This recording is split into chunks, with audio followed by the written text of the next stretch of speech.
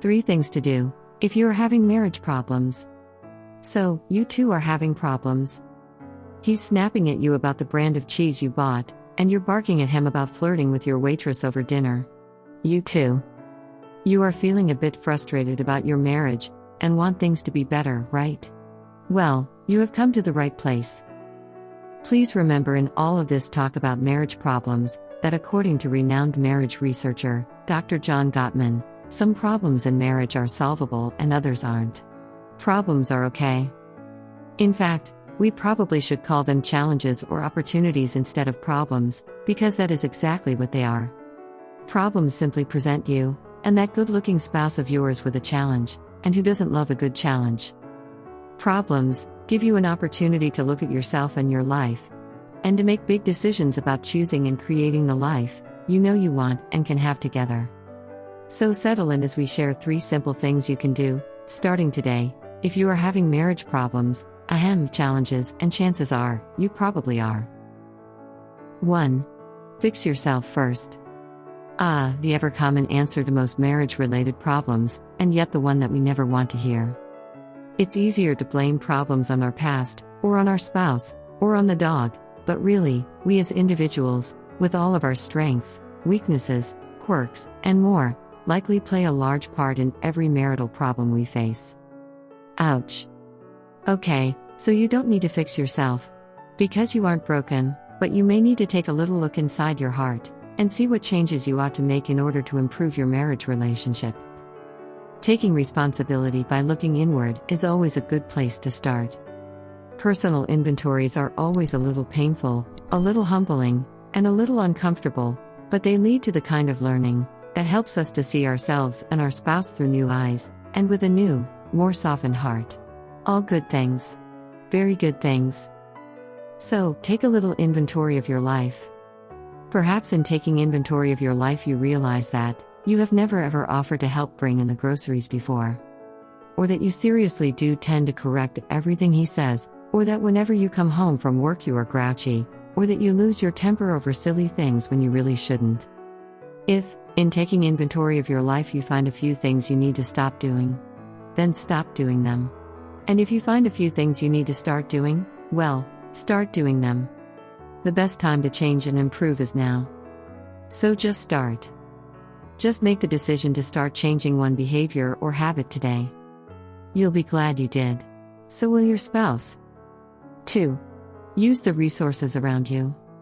It's amazing how many resources we have access to. When it comes to relationship resources, there are many. Please don't be afraid, or embarrassed, or ashamed to go to marriage counseling. Or to seek help. Or to ask for advice. How else are you supposed to grow?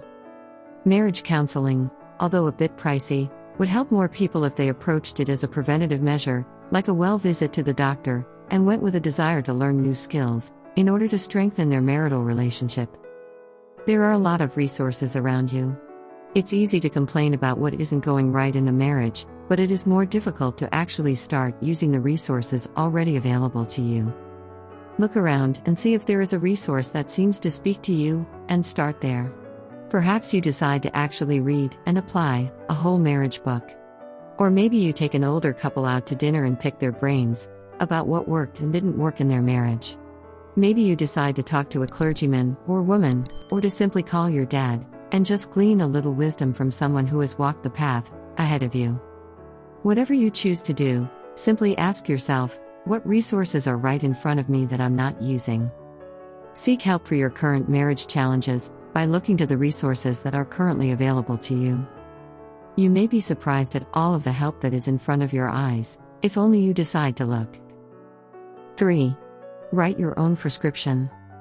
That's right. Chances are, if you really think about it, you already know what needs to be done in order to improve your marriage. We're going to invite you to get out a little piece of paper right now, do it, and write yourself a prescription. Just as you would go to a doctor if you weren't feeling well physically, and needed a prescription for medicine, your marriage may be in need of a good old-fashioned prescription. So start writing. Pretend, just for a moment, that you are your very own marriage counselor. What advice would you give yourself? What changes and improvements need to be made? Perhaps your prescription for this week is to bite your tongue, or to give her a long kiss every day, or to notice something that is going right in the relationship, and to point it out on the daily. Or perhaps you need to actually make time to talk for longer than 2 seconds, or to actually go on a date, or perhaps you simply need to say and show you are sorry.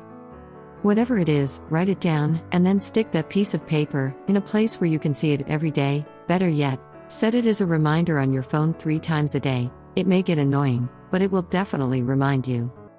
Now, go do whatever it is that you wrote down, and see if it doesn't help with some of those marriage problems you have been having.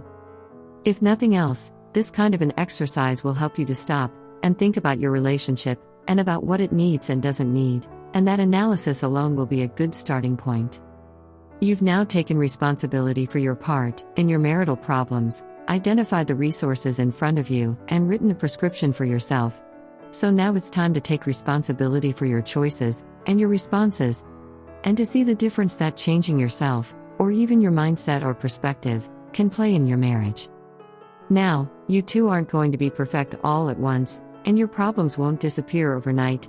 But these 3 tips are a great place to start if you really want to nurture your marriage, create true and lasting connection, and live the happily ever after you have always wanted.